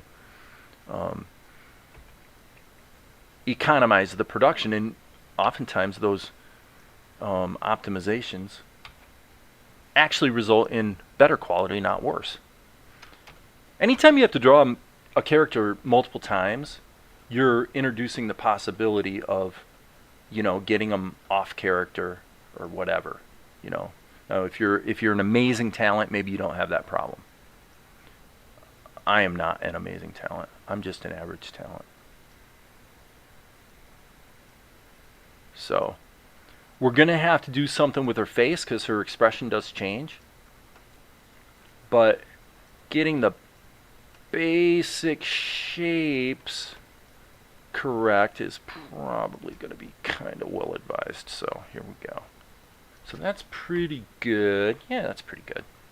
That's looking like Tia. Okay, couple comments coming in. Hey, Adyan.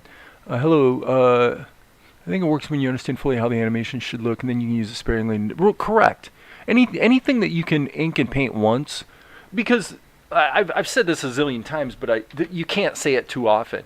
There's no question that, and by the way, it's the reason why you know, the big studios gravitate to doing 3D that's then rendered to look like 2D is because the most expensive part of the animation process is, and has always been, ink and paint.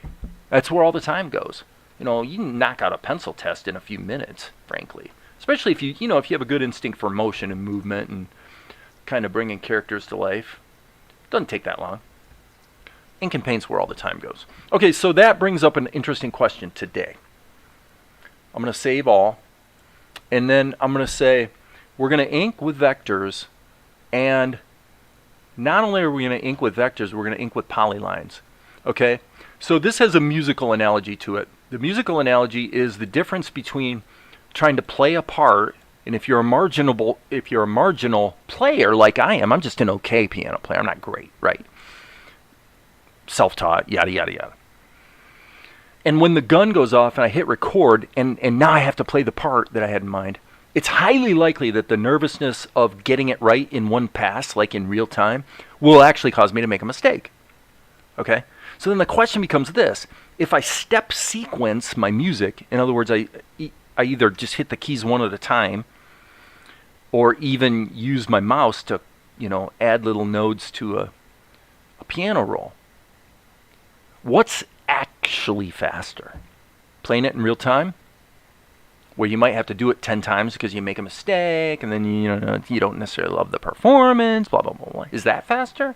Or is it faster to actually step sequence it, where you literally key in the notes one by one with a mouse, but it's guaranteed it's going to be exactly right the first time through, even though it takes 5 times as long to key it in, but the aggregate time expense is much less. Okay, why did I bring that up? Well, because what we're going to do here is we're going to add a vector level, and you can do the same thing in Krita, by the way, with the Bezier curve tool. It's a really good tool.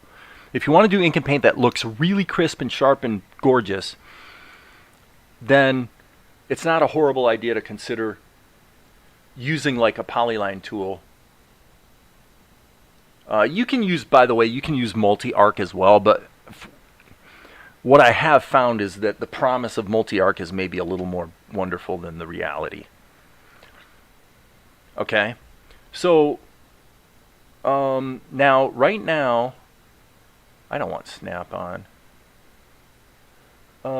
We've got a size of 0.1, which is definitely not going to work. I have the size super low because of using the brush where I want it to auto group.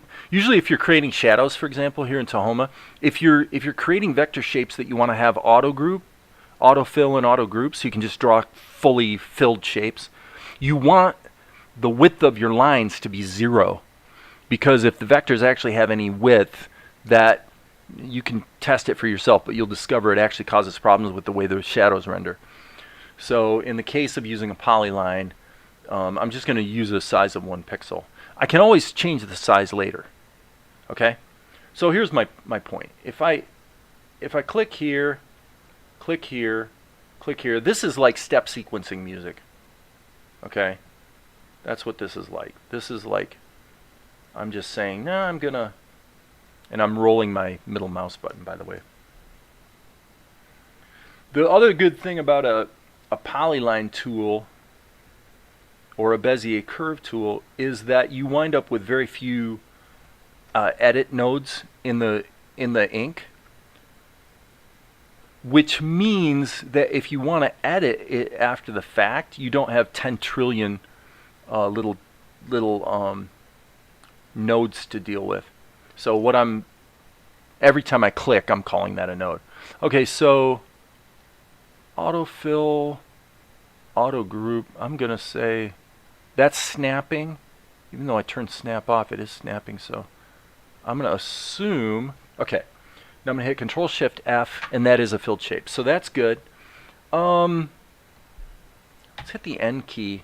Boy, a size of 1 pixel seems a little obnoxious to me, so I'm going to retreat from that. Let's look at what that looks like rendered. Yeah, okay. So let's do a couple changes here. I'm going to take this opacity. Scene settings. If you want your opacity of a level to propagate into a render, then you need to go to your scene settings and click Enable Column Color Filter and Transparency for rendering.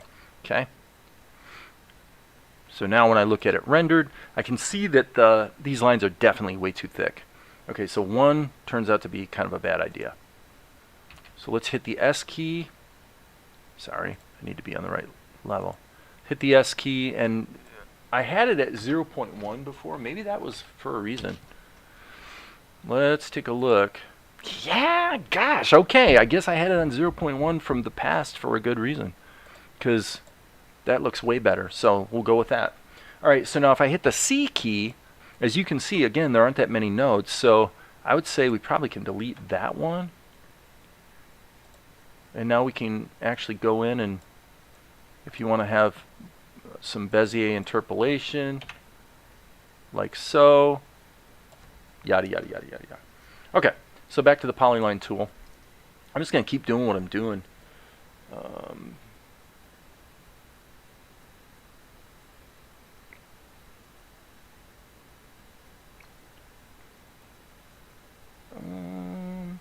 Probably that could be more or less like that. So I'm going to go ahead and end that one. Okay, stop.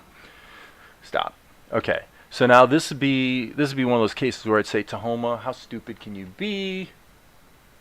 I just changed the thickness, and it didn't remember that that's what I wanted the thickness to be. Well, okay, technically that's because I was in the selection tool, and this is the polyline tool. So I need to explicitly switch this back to 0.1. So we'll blame that one on me. Okay. Now the other thing is, again, it's like step sequencing. That's snapped. You can actually do it with a mouse, you know. You don't really even need a tablet or anything. Click. Okay, and I'm going to hit enter, and now I want to hit Control Shift F. Yeah, and that's great. It created closed shapes. So as far as that goes, creating closed shapes reliably, my experience for a long time has been that Tahoma is palpably superior to OpenTunes in this regard. And I would say that my experience just this morning on my Linux laptop would support that view. If you really want to deal with vectors, you're going to have a lot less stability and, let's say, reliability problems. In other words, where it behaves predictably, you're going to have fewer problems with Tahoma. That's my opinion. So far, that's always kind of proven to be the case. Now, I am going to not draw her face, though. Okay. So now this gives me the advantage of, again, being scalable. If I make a duplicate of this, and I guess what I'll do is I'll just actually scoot that up like that so that drawing number 1 can then be scaled down. Just hit the S key. Sorry, S key, and grab everything. So all I'm doing right now is I'm just looking at how's this going to render when you scale it down like that, because essentially it looks like it's scaled the lines down to size 0. But indeed, as you see, turns out, looks about right. So cool. So that means we can draw her larger and then just scale her down, and everything just kind of sort of works. So cool. All right, where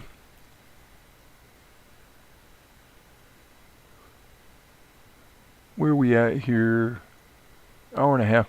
Yeah, so I'm going to be wrapping it up by 1 o'clock for sure. Again, I'm spending a lot of time explaining things today, so I'm not getting along quite as quickly as I probably would. But let me see. I'm going to look at the comments. Amar says if you're going to be doing a bunch of in-betweening stuff, you might as well deal with a 3D model. True, and or at the very least use Bones or some other sort of animation tool so that you're not having to redraw. So JP, if you ink in vector, turn on your vector guided drawing, put it on closest. Okay, so I'm inking in vector, and again, I just want to look at what this is that he's talking about. So it's the panel. Was it view or panel? Where's vector guided? Oh, there it is. So we turn on vector guided drawing.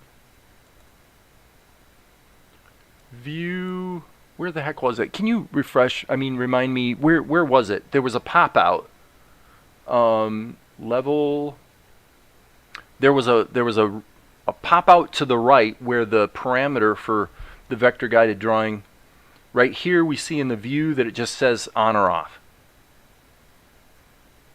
Okay, if we click here in the smart raster level, again it's just on and off. I don't remember where that pop out was. Was it panels? Help me out here. Oh, right click. Okay, thank you. I couldn't remember where I saw it. So it's not here, so I guess I have to be on the vector level. Okay. Vector guided drawing. Closest. Okay, linear interpolation. Okay.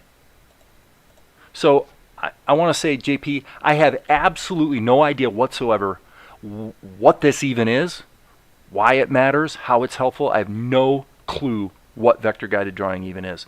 What's guiding what? I have no idea. So if you want to put something in the chat, please do, because I'm going, okay, nothing happened, there's nothing here. What is this? What is vector guided drawing? Now turn on onion skin. Okay. So now we have the onion skin on.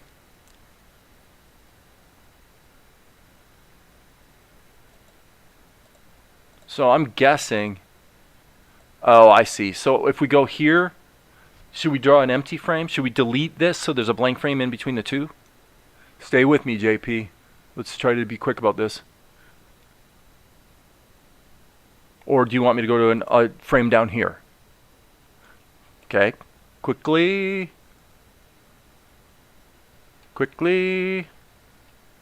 Are we going to an empty frame in the middle here? Okay, that's the, okay, I see what that is.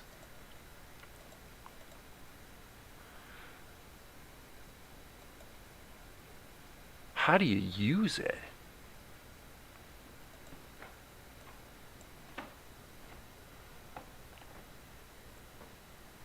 I've seen it before in the demos. It has purpose, but again, it depends on the level of detail. It works best when you're just modifying the same vectors. Yeah, I would think so. In this case, you are, because they're just shrunk down. So you would think this would be some sort of, in other words, if I was going to do this, I would actually make a duplicate, and I'd be rolling my own tween, just like this. So if I was going to, actually draw the smash zoom, so how an extra tool like this makes that better or easier or anything of the kind, I don't quite see it at this point. So I may look at it later, but at this point, seems like a distraction to me. So for the moment, we're going to just say, nope. I'll look into it a little more later to try to get, like, watch a video or something and see, like, what would the value there. Most of the time, most advanced tools are just really a repackaging of functionality that has been in the software for years, and a lot of times it's a step backwards. A good example of that would be rigging with the Blender grease pencil. The rigging process with the Blender grease pencil is vastly inferior, and especially because you don't have the ability to use having a brain fart. You create a shape keys. You don't actually have the ability to use shape keys. Now you can get around it by using a lattice, but the animation functionality of shape keys has been present in Blender for 20 years. So, this is what you see a lot of the time. It's really cool because we're introducing this new technology that's ostensibly got some benefits, but you wind up playing catch up sometimes for years just to get to the level of functionality that was actually there all along if you just did it a different way. which in the case of Blender would be to just take an image or an image sequence, map it to the plane, map it to a plane, and now all of the animation functionality that's been there for decades is available to you. Just that simple. So, you know, I'm usually dubious of new features or fancy schmancy tools, but, you know, sometimes they get it right. In the case of Krita, the stuff with the transform mask that I showed earlier today is absolutely a step in the right direction. It's a specific thing that's been badly needed for a long time, you know. Badly needed. Okay, so I'm going to just say...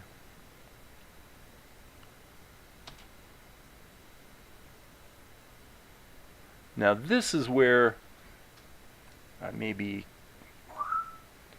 to make this really simplified because I'm assuming that's probably what's going to play the best.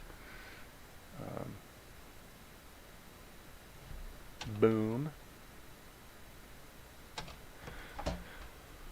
And now I'm going to edit it. I'm going to hit the C key. Hello, mouse. Boom. Stretch that out a little bit. Yeah, I think that's probably going to be okay. So, back to the...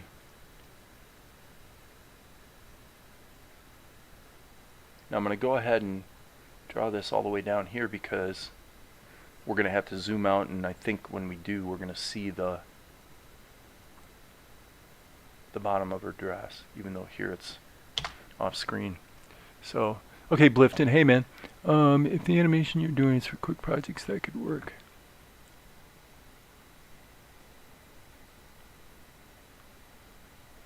Level strip is where you add between. Oh!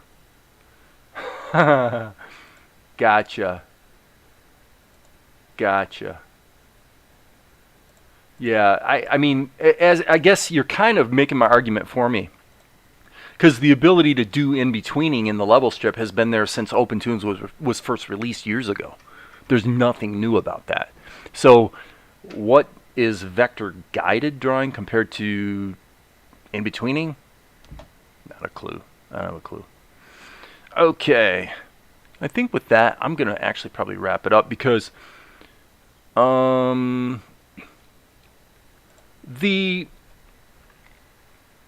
this is going to require a bit of editing.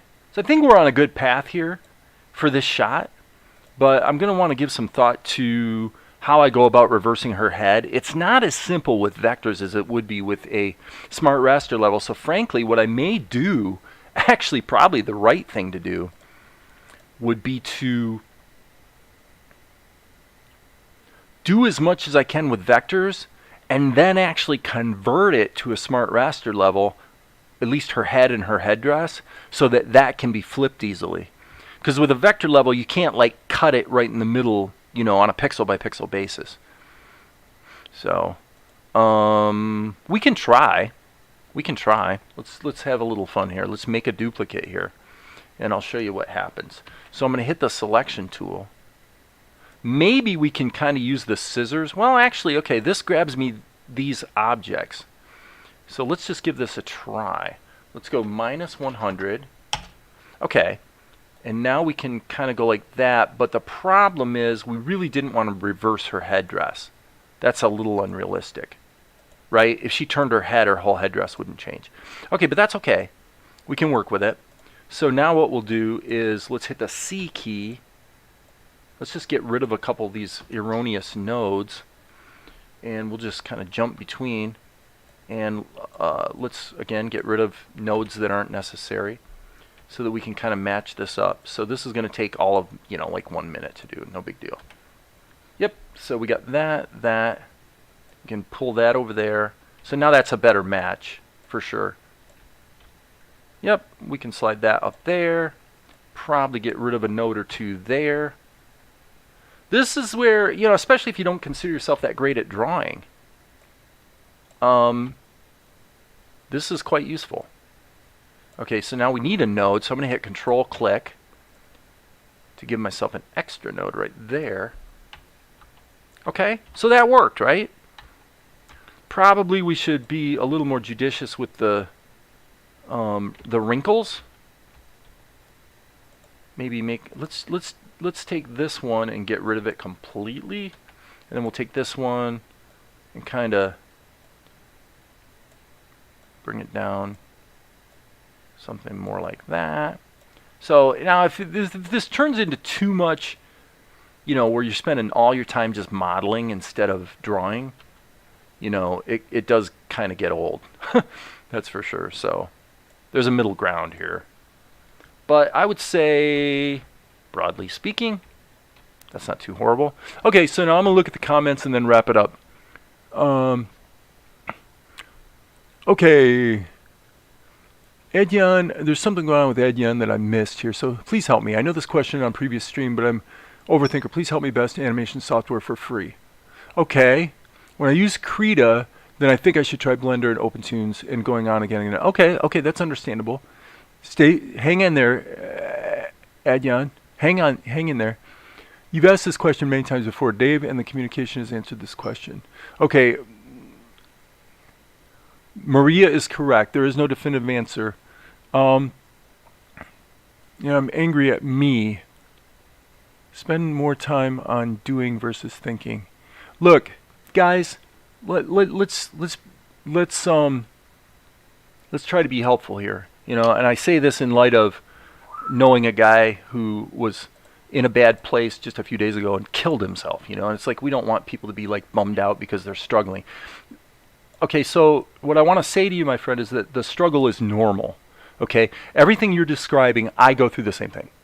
Okay, I go through the same thing. It's partly why the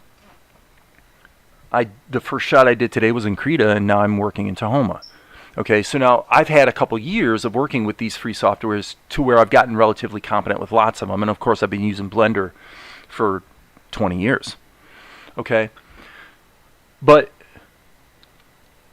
what I want you to do is this. My suspicion is if there is a conflict between, so you've got this urge to try something different, okay, as opposed to really engaging with and diving deep with and suffering through what it takes to learn one tool, okay? And so you may tell yourself or you hope that another tool is better or easier or whatever. The important thing to understand is this. Number one, none of them are easy. They all require a learning curve. And if you're going to get even a modicum of competence with any software, you need to give yourself at least a month. Like a month of really concentrated work. I remember the first time I started using Blender, it took me about a month just to get around the interface. Just to get to basic competence. Because it's like, if I told you, hey, I want you to engage with us in the world of astrophysics, if you don't know anything about it, you can't just jump in and be productive. Okay? So, Sifter's comment, paralysis of choice.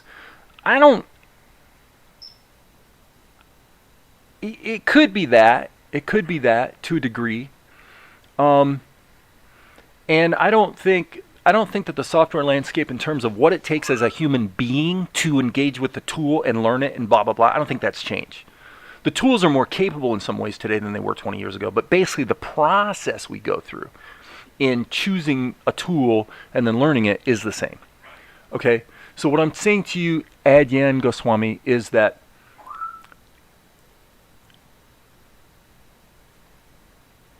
you probably want to ask yourself, I would split it into whether you want the most capability. I know, Amar, I get it. Believe me, I do. Okay? Do you want the most capability or do you want the shorter learning curve? Remember this. Think of it this way. This is probably the best advice I can give you. Let's assume that the learning process is painful. Okay? Let's assume that you're not going to produce anything within the next 60 days that you're actually all that proud of, that you'd want to show people. Let's just assume that. Okay, that's okay because that's actually normal. Given that that's true, given that you're probably going to have a period of time before you have anything to show yourself or others that you're proud of, then the question you should be asking yourself is, am I willing to do the hard work of really engaging with the tool and learning it? Which means start with a specific thing you're trying to achieve, specifically. If it's nothing more than a bouncing ball, then that's fine. But animate the bouncing ball and engage with that tool to accomplish the bouncing ball absolutely without fail. The danger for you is that you will start working on the bouncing ball and you will run into a barrier. You are going to run into a barrier, my friend. That's the whole point. You are not allowed to play in a higher league than you're currently in until you pay the price. You're not allowed. The universe will test you. It's a guarantee. So when you go to do your bouncing ball, let's say in Krita, you're going to run into some barriers. Some of them are creative barriers. Some of them are technical barriers. Some of them are software crash barriers. But you're going to run into a lot of them, not just one.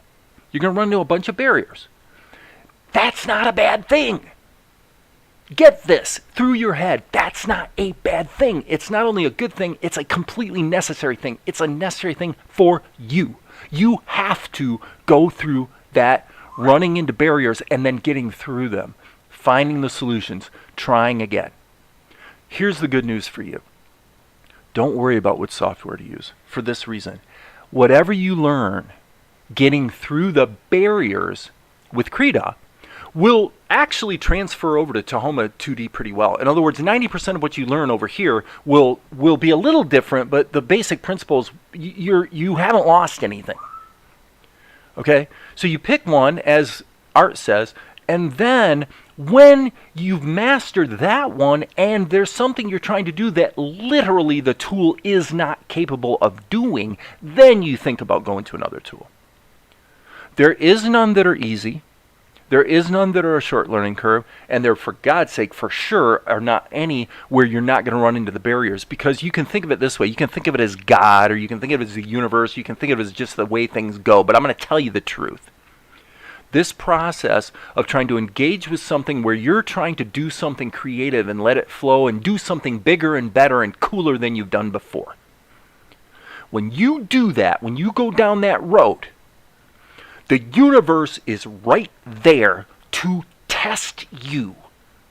And it should be there to test you. It's good that it tests you. Understand this. When you run into the barriers, that's the universe saying, okay, Ashwan, you really want to do this? You're saying you want to do this. Well, you know what? I'm going to give you the reward. I'm going to let you do this. What you want to do, you're going to be able to do. But first, you have to prove to me that you're serious. And the way we're going to get you to prove to us that you're serious is we're going to give you some barriers. So now the software is going to crash. And then you're going to have to search through the documents, and you're going to find out that the one tool that you want to use, the documentation sucks. Okay? And then you're going to finally get through those barriers, and you're going to execute, and you're going to feel pretty good, and then you're going to play back the final animation that you created, and it's going to suck. And you're going to go, oh my God, I'm so bad. This is awful. I can't do this. Okay? Every single part of that process is not only inevitable, but it's absolutely necessary specifically for you. That is the universe loving you. It's not hindering you. It's not stopping you. It's not preventing you. It's not harming you. It is helping you. It is loving you. It is giving you precisely what you need so that you can become the kind of person who can, in fact, do the kinds of things you're saying you want to do. Get this through your head. Play this video back. You know, the last 15 minutes of this live stream, or 5 or 10 or whatever, play it back 10 times and really listen to what I'm saying, because I'm telling you, this is how the universe works. So it doesn't matter which tool you pick. They're all going to be hard. Now, if I give you some just really quick and dirty advice, I would say of the 3 softwares, when you factor in both ease of learning curve and breadth of capability and stability of the software, if I had to tell you pick one, without a doubt, I'd say go with OpenTunes or Tahoma. That's probably the best. Krita gives you more capability in the painting department, but there's nothing Krita does that Tahoma can't also do. In other words, the master of Tahoma, there's nothing I can do in Krita that I can't do in Tahoma. I swear, I tell you. You may not believe me, and the difference between the two is nuance, because there's certain things that are a little quicker to do in Krita, or a little more intuitive, but then the playback performance sucks, by comparison. So you get a little benefit, and then you get a little detriment. The bottom line is, they all have their strengths and weaknesses. But for you, my advice is open tunes, and you make a vow to yourself. It's 2022. We're entering a new year. You make a vow. I am not going to open, download, test, or even, if possible, think about any other tool for 1 month minimum. Not going to think about Krita, not going to think about Blender. All I'm going to do is open tunes for 1 month. And not necessarily open tunes. For me, it would be Tahoma, because if you're working on Windows, I strongly would recommend that Tahoma is the better choice. That's my opinion. I'm not even going to tell you why. You can either believe me or not. And if you do believe me, then download Tahoma and go with that. Okay? And that's it. You give yourself a month, and you absolutely make a solemn vow that you will not even think about the other software. You'll get there.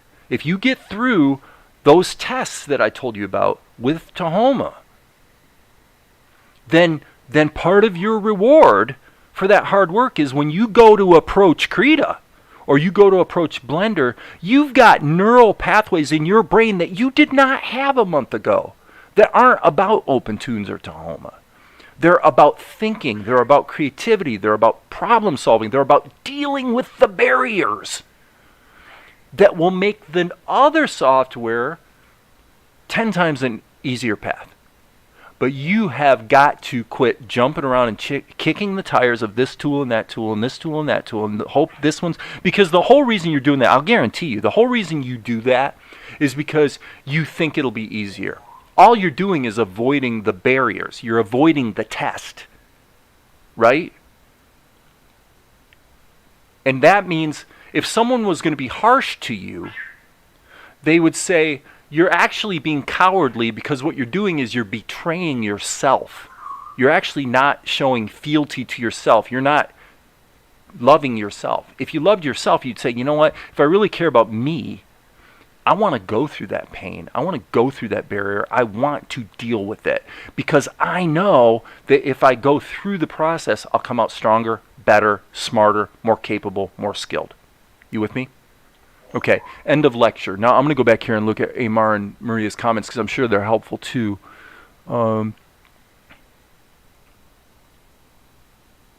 Use the word hard, I would say challenging. Yeah, that's fine. I mean, the terminology, the bottom line is you go to do something and things go wrong. They might be creatively wrong. They might be your execution. They might be software crashes. There might be tools that are inscrutable, like vector-aided drawing. I'm looking at vector-aided drawing and what the hell is this? I don't even know what this is. What good is this? Right? Well, that's me. Now it's up to me if I want to go ahead and learn it. Well, I have other tools that solve the same problem in a different way, so I don't need to go down that road, personally. Okay? When you say challenging, it can be like a game. That's, it may be useful to think of it that way for sure for some people. And you can level up incrementally a lot easier.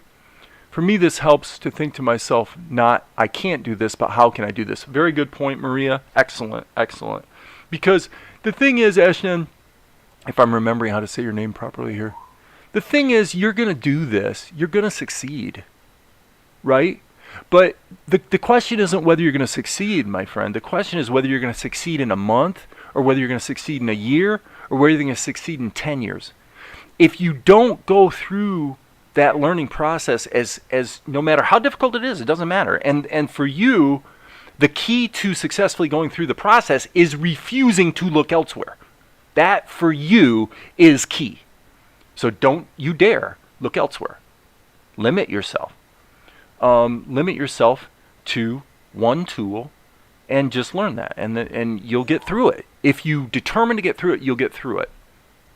If you give up too soon because it's hard, you'll quit, you'll jump around, and you'll never master anything. You will never. And by the way, and this is why I say this is about fealty to yourself. This is about you as a person. If you won't master that, that reveals that there's probably a lot of other things in your life that you've had a hard time mastering because of this dynamic of always thinking somewhere else outside of yourself is the solution or the easier path. So just give up that idea, man. There is no easier path. And by succeeding one time, you're beginning to build those new neural pathways, and you're becoming a different person. And you're going to like yourself better, and you're going to enjoy the ride. Okay? Anyway, so learning is like playing a video game. Part of the fun is the rush that comes with overcoming it. Absolutely, I think that's true. It might be said that gamers are actually in some ways better equipped for real world problem solving than non-gamers, just because they're used to the idea that, yeah, of course you run into obstacles. That's half the fun. I mean, that's the whole point. So that's an interesting perspective. Some of us took decades to learn. Well, when you say that, I assume you mean learn how to grow, blah, blah, blah, blah, blah. So I've heard this same thing decades: to do more than to think. Yeah. Yeah, you have to, you really, especially with something like animation that's such a visceral, it's a sensitive area, because we're having an argument with ourselves over whether we're worthy. Are we talented enough? Are we, is the real opportunity even there? Am I sort of pissing in the wind that, why am I doing this? Usually it's because you got some sort of vision in your heart of something you want to say or create or contribute, and that's a beautiful, awesome thing.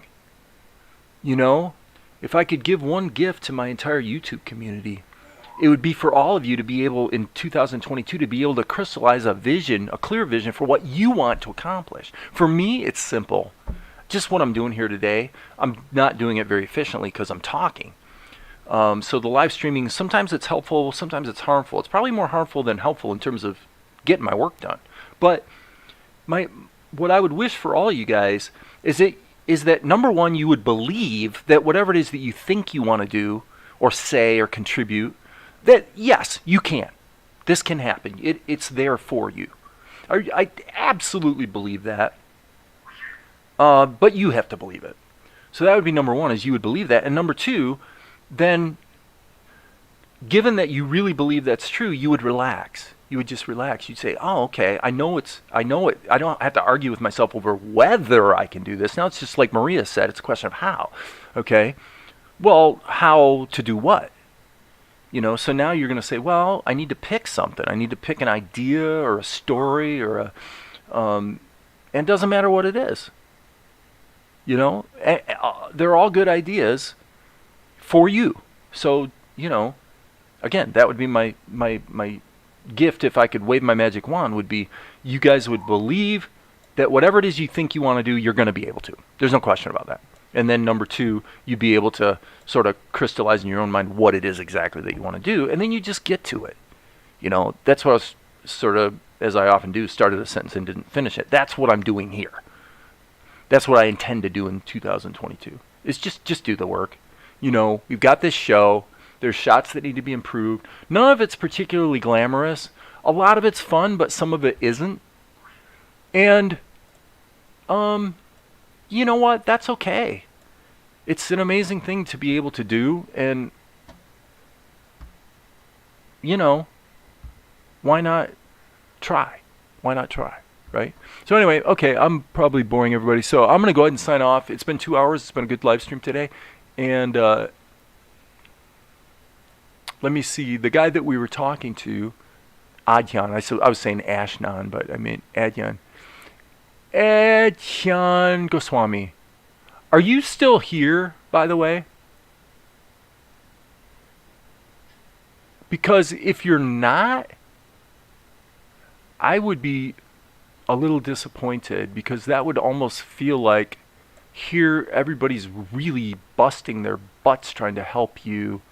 And if you bailed on this, that would kind of say a lot about the way you're struggling with software, wouldn't it? So I'm asking you, Adyan, are you still here? Because if he's not here, then what does that tell us? Well, you know, the conversation got uncomfortable just like the software got uncomfortable, so I quit. So I just gave up. You know, let's go find something easier. If that's true, the problem is that you'll never grow. You just won't. You won't, because what you're doing is you're retreading the same path over and over and over again, and you're never actually growing. So that would be a little bit sad. So, I don't know. He's not answering, so I'm guessing maybe he bailed once the universe presented the information he actually needed to hear. Maybe he said, "Nah, I don't really want to hear that. I just want the easy answer," which kind of elucidates some of Amar's understandable impatience. So anyway, with that, I'm going to log off. You guys, it's been fun, and as you guys know, and as I often say, there definitely will be more later.